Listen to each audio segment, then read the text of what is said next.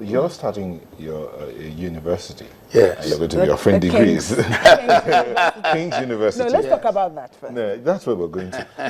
You're going to be offering degrees. Yes. So what's going to make what you're offering different from what's out there? Very good. One of the things we looked at, we looked at what's happening in Nigeria, and we decided, okay, we would like to emphasize 2 or 3 areas.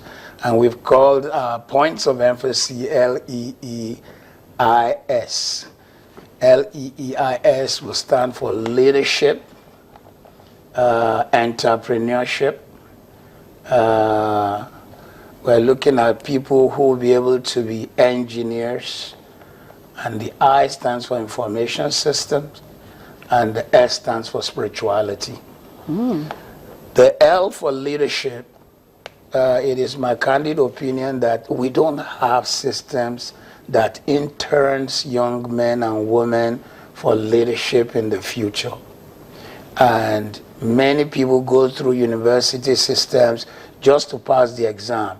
We want to create an atmosphere where you give us your son, your daughter, we prepare him for leadership through the courses that will be offered, regular general courses, but also electives which will also be offered, which will help him and prepare his mind in leadership.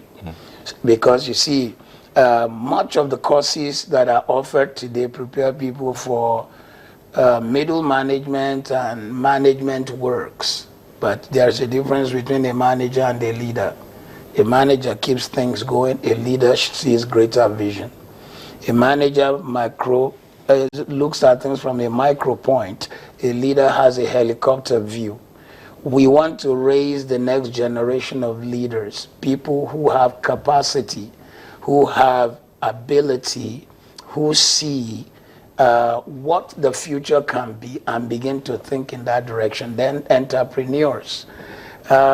Part of the challenge of Africa is continually begging and hoping for foreign direct investment. And it's my conviction that, matter of fact, the world cannot exist without our continent, because we have all the minerals they need. I live in Europe. I've lived there for almost 32 years. And there are many European nations that have practically nothing. They need Africa. And therefore, we need to raise entrepreneurs who will need to realize that, look, I don't need to go live in New York or so-and-so place to make it in life. The resources are here. The world has become a global village. Let's find a way to build a bridge to create entrepreneurs that can be trusted. Because the challenge of Nigeria is the challenge of trust and integrity, particularly the name of Nigeria when it comes to dealing with things that have to do with business. The world, sincerely, is afraid to do business with us. Outside of Nigeria, they're not afraid of us when it comes to terrorism. We don't want to die for nobody. But they are afraid when it comes to fraud. So raising young men who are entrepreneurs with integrity is our vision.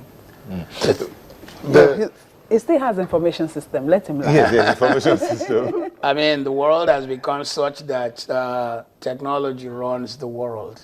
And it's interesting that in the next 1-2 years, the largest economy is going to be China. The possible third largest is going to be India. And the reason India is the third largest is because it has worked so hard on information systems so that the whole world, when Europe and America goes to sleep, they push their information systems work to India to do while India wakes up. By the time India is going to bed, they push the results back to them. I believe we also can create Silicon Valleys here, where our young men and women are intelligent, they have capacity, they have ability.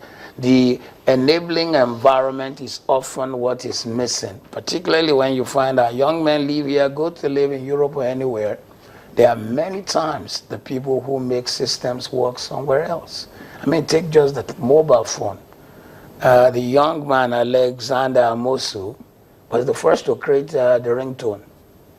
I don't know if you knew that. He just one day was playing with the phone and created a ringtone. And that's how phones began to have all the music we now have. Nigerians are ingenious, and we want to create that atmosphere. We want to do it in such a way that from submitting assignment to receiving the handout of your lecturer, we don't want no lecturer coming to sell handout. It must be something they can download. If lectures are given, it must be recorded so that the student at his own time can download it by way of a podcast, watch it or listen, so he can fast forward his teacher, slow him down. Or bring him back. Yes, the whole essence of education is to really produce quality people. The reason why there's so much plagiarism, that is copying, is because people don't want to fail. And sometimes they miss the lectures, probably where they're busy running around looking for enough money to pay their school fee. They miss lectures. That part about school fees, I'm sorry, I'm jumping the gun. Yes, sir. We'll come back to spirituality. But that part about school fees, Yes. you just said now, they're running around looking for money to pay their school fees. Yes. And they miss the lecture. Sometimes Yes. they miss the test. Yes. The test. So how is it part of your plan to look at that part of the school fees? Because I know no private university is cheap. I think, number one, let me take the last statement you made. I'm really for that. Yes. One of the reasons why no private university is cheap is because education is not cheap. I remember some journalists interviewing me and they said, why is private education so expensive? Even the one started by churches is so expensive. And I said, well, I'd like to ask you a question. If you were sick and you had to be operated upon by a surgeon who was trained in a 45,000 naira medical school and a surgeon who was trained in a 32,000 pounds medical school, who would you like to open you up? Many times the government, I just still believe that our government needs to face reality